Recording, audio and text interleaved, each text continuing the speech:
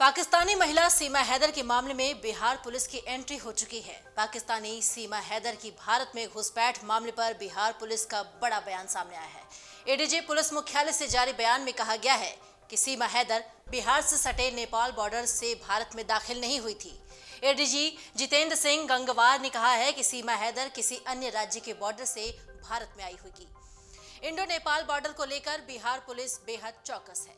पाकिस्तानी महिला सीमा हैदर बिहार के रास्ते से भारत में एंट्री नहीं की है और इसका दावा खुद बिहार पुलिस ने किया है। पुलिस ने सीमा हैदर के बिहार के रास्ते नेपाल में आने की संभावना से भी इनकार किया है। एडीजी मुख्यालय जेएस गंगवार ने कहा है कि बिहार बॉर्डर से सीमा हैदर का प्रवेश नहीं हुआ और नेपाल से भारत में अवैध प्रवेश के लिए सीमा हैदर ने दूसरे राज्य का इस्तेमाल किया होगा। आपको बता दें कि इससे पहले सीमा हैदर ने यह दावा किया था कि वो नेपाल के रास्ते पहले बिहार में पहुंची थी और फिर यूपी के ग्रेटर नोएडा गई। वहीं पाकिस्तान की सीमा हैदर से पहले यूपी पुलिस ने भी पूछताछ की है और फिर एटीएस भी पूछताछ कर रही थी। और अब जब सभी बयानों को साथ मिलाया जा रहा है तो देखने को मिल रहा है कि उसने बयान अपने कई बार बदले हैं।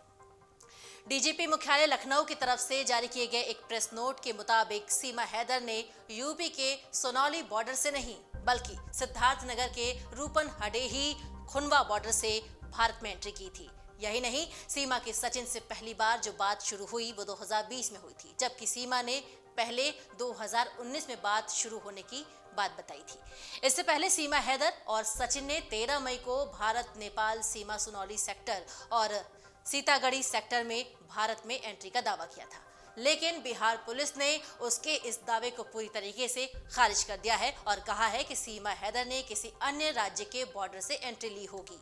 आपको बता दें कि अगर भारत नेपाल के अलावा किसी तीसरे देश का कोई नागरिक इंडो नेपाल सीमा के इस पार या उस पार जाना चाहता है तो दोनों देशों की पुलिस एक दूसरे को इस बात की जानकारी देती है, लेकिन सीमा हैदर के मामले में ऐसी कोई सूचना भारत की पुलिस को नहीं दी गई थी। सीमा हैदर और सचिन से यूपी एटीएस ने 2 दिन तक पूछताछ की है और अब दोनों ग्रेटर नोएडा स्थित अपने घर वापस भी लौट आए हैं। वहीं सीमा हैदर का कहना है कि अब वो पाकिस्तान नहीं लौटना चाहती और अगर जाना भी पड़ा तो उसकी अर्थी जाएगी। सीमा को आशंका है कि अगर वो पाकिस्तान गई तो उसकी हत्या भी कर दी जाएगी। पाकिस्तानी एजेंट की बात को नकारते हुए सीमा ने कहा है कि वो सिर्फ सचिन के प्यार के लिए भारत आई है। मुझे सचिन और मेरे बच्चों के साथ कहीं भी भेज दो, लेकिन पाकिस्तान न भेजो। बार बार वो पाकिस्तान न जाने की गुहार लगा रही है। आपको बता दें कि मई महीने में सीमा और सचिन ग्रेटर नोएडा में किराए के मकान में रह रहे थे और अवैध रूप से भारत में एंट्री और बिना वीजा के आरोप में 4 जुलाई को उन्हें गिरफ्तार किया गया था। वहीं सीमा हैदर के कराची से नेपाल और फिर ग्रेटर नोएडा पहुंचने के मामले में केंद्रीय खुफिया एजेंसियों ने एसएसबी और यूपी पुलिस से भी रिपोर्ट मांगी है। हालांकि बिहार पुलिस ने साफ कर दिया है कि सीमा की भारत में एंट्री बिहार बॉर्डर से नहीं बल्कि किसी दूसरे राज्य के बॉर्डर से हुई है। केंद्रीय एजेंसियों की जांच में ये बात भी सामने आई है कि 13 मई को भारत नेपाल सीमा सोनौली सेक्टर और सीतामढ़ी सेक्टर में किसी भी थर्ड नेशन सिटीजन की मौजूदगी की कोई भी जानकारी सामने नहीं आई है। सीमा और सचिन ने इन्हीं दोनों जगहों से भारत में एंट्री का दावा किया था और जब उस दिन के सीसीटीवी फुटेज को खंगाले गए तो वहां कहीं भी सीमा नहीं दिखाई पड़ी। जैसा कि नियम है कि तीसरे देश का कोई भी नागरिक भारत नेपाल सीमा से इस पार या उस पार जाना चाहता है तो दोनों देशों की पुलिस को एक दूसरे को इसकी जानकारी दी जाती है, लेकिन ऐसा कोई भी मामला सामने नहीं आया। कोई भी सूचना भारत की पुलिस को नहीं दी गई।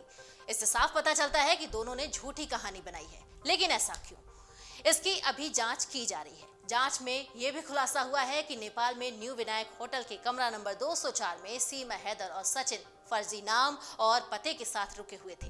वहां सीमा ने खुद को भारतीय और सचिन की पत्नी बताया था। होटल के रजिस्टर में भी दोनों ने अपने असली नाम नहीं बताए थे बल्कि फर्जी नाम वहां पर दर्ज करवाए थे।